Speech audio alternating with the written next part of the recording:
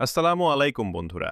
আজ আমি আপনাদের দেখাবো কিভাবে আমি নিজ হাতে তৈরি করি একদম প্রাকৃতিক, হার্বাল এবং স্কিন ফ্রেন্ডলি শিউলি ফুলের পাতা সাবান।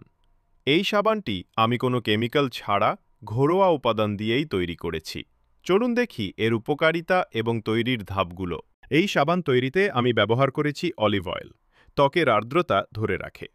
গরুর চর্বি, সাবানকে শক্ত ও দীর্ঘস্থায়ী করে। নারিকেল তেল, ফেনা বাড়ায় ও ত্বক গভীরভাবে পরিষ্কার করে। তিলের তেল, সিসাম অয়েল, ত্বকে পুষ্টি যোগায়। কালো জিরার তেল, ব্ল্যাক সিড অয়েল, দাগ ও ব্রণ দূর করে।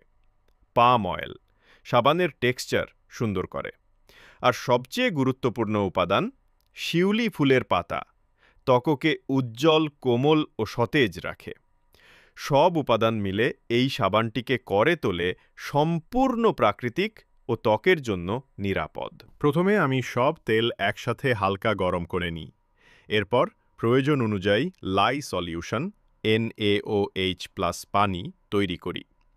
তারপর ধীরে ধীরে লাই সলিউশন তেলের সঙ্গে মিশিয়ে ব্লেন্ড করি, যতক্ষণ না মিশ্রণ ঘন হয়ে যায়। একে আমরা ক্রেস স্টেজ বলি। এই সময় আমি শিউলি পাতার পেস্ট মিশিয়ে দিই। এটি শুধু রং নয়, প্রাকৃতিক গন্ধ এবং ত্বকের পুষ্টি যোগায়। যখন মিশ্রণটি ঠিকমতো ঘন হয়ে যায়, তখন আমি সেটি সাবান মোল্ডে ঢেলে দিই।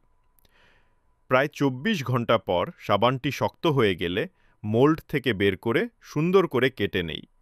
এরপর ৪ থেকে ৬ সপ্তাহ রেখে দিই শুকানোর জন্য।